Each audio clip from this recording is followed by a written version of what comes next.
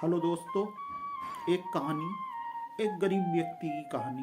एक बार एक गरीब व्यक्ति ने जमींदार से करीब 5,000 रुपये उधार लिए और कहा, एक महीने में मैं आपको ये पैसे वापस लौटा दूंगा।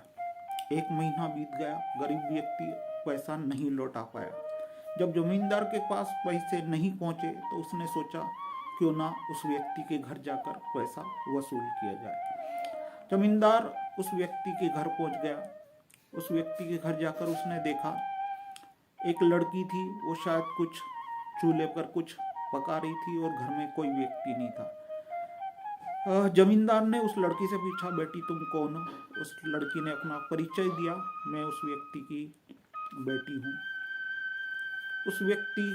तब जमींदार ने उस व्यक्ति के बारे में उससे पूछा, बेटा तुम्हारे पापा कहाँ गए हैं? मैंने उन्हें पैसा उधार दिया है, मैं वसूल करने आया हूँ। लड़की ने जवाब दिया, पापा मिट्टी को मिट्टी में मिलाने गए हैं। जमींदार को कुछ समझ में नहीं आया, क्या ये लड़की क्या बोल रही है। बोले, अच्छा बेटा तुम्हारा एक भैया भी है, तुम्हारा बड़ा भाई कहाँ गया? लड़की ने जवाब दिया, मेरे भैया स्वर्ग का पानी रोक रहे हैं।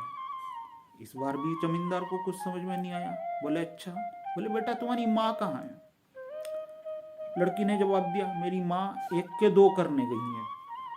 अब तो जमींदार का समझ ही नहीं आ रहा है क्या जवाब दे रही हो। बोले, बेटी तुम क्या कर रही हो? लड़की चूल्हे पे कुछ बना रही थी लकड़ी जलाकर। उसने जवाब दिया, मैं माँ को जला रही हूँ और बेटी को पका रही हूँ। जमींदार को सच में दिमाग खराब हो गया, क्या बोल रही, क्या ऊल जलूल जवाब दे रही है। जमींदार से रहा नहीं गया। बेटा तुमने जो जो भी बातें कही है मुझे कुछ भी समझ में नहीं आई, मुझे तुम इनका मतलब समझाओ। लड़की बड़ी समझदार थी। लड़की ने कहा, अंकल यदि मैं इनका जवाब दे दूं तो आप मुझे बदले में क्या देंगे? जमींदार ने कुछ सोचा, फिर बोला, यदि तुमने मुझे सही सही जवाब दिया और मैं यदि तुम्हारे जवाब से संतुष्ट हो गया तो मैं तुम्हारे पिताजी का कर्जा माफ कर दूंगा।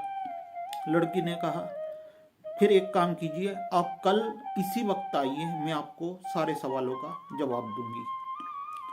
जमींदार ने कहा, ठीक है। जमींदार को सच में कुछ समझ नहीं आया। जमींदार ने सोचा, चलो कल आते हैं और कल हो सकता है इसके पिताजी भी मिल जाए। यदि इस लड़की ने ठीक से जवाब नहीं दिया तो पैसे लेकर चला जाऊंगा। जमींदार चला गया। अगले रोज जमींदार वापस आया तो देखा उसके माँ, उसके बाप, उसका भैया और वो लड़की चारों घर में थे। जमींदार ने कहा, बेटा अब बताओ तुमने क्या क्या जवाब दिए थे? तुमने कहा था पहले मेरे पिताजी मिट्टी को मिट्टी में मिलाने गए। लड़की बोली, बिल्कुल मैंने सही कहा था, मेरे पिताजी किसी की शव यात्रा में गए थे। वो किसी किसी व्यक्ति के उसमें दाह संस्कार में गए थे। इसका मतलब है वो मिट्टी के शरीर को मिट्टी में मिलाने के लिए गए थे। जमींदार ने कहा, बिल्कुल सही बोल रही है। बोले, बेटा तुमने दूसरे सवाल का जवाब दिया था, मेरा भाई स्वर्ग का पानी रोक रहा है, इसका क्या मतलब है? मेरा भाई जो है घर के, मेरा कबीलू का घर है, मेरे घर पे पानी गिरता है तो मेरा भाई उसे रोक रहा था। अब उसे मैंने स्वर्ग का पानी इसलिए कहा क्योंकि वही पानी किसानों के लिए और लोगों के लिए ऐसा एक जीवन दाता होता है। लोग तरसते हैं कि बारिश हो जाए, लेकिन मेरे घर में वो बारिश का पानी चूता है और उस बारिश के पानी से मेरे घर में पानी टपक रहा था, मेरा भाई उसी को रोक रहा था। इसीलिए मैंने कहा था मेरा भाई बारिश का पानी रोकने गया, स्वर्ग का पानी रोकने गया। अच्छा ठीक है, अब तुम्हारा तीसरा सवाल, तुमने कहा था मेरी माँ 1 का 2 करने गई, इसका क्या मतलब?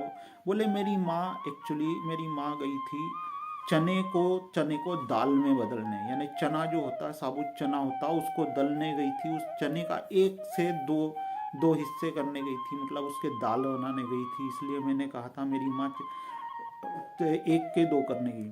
और बेटी तुम क्या कर रही थी?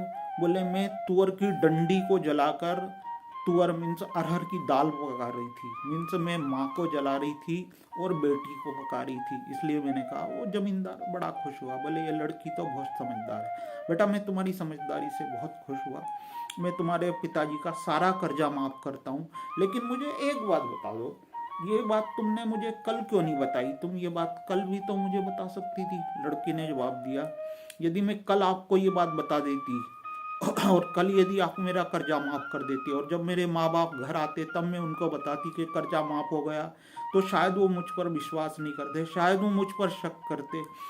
इसलिए मैं चाहती थी कि वो आप जब वो लोग घर पर ही हो तभी मैं आपको जवाब दूं और तभी आप उनके सामने मेरा कर्जा जो कर्जे की बात हुई है माफ़ करें।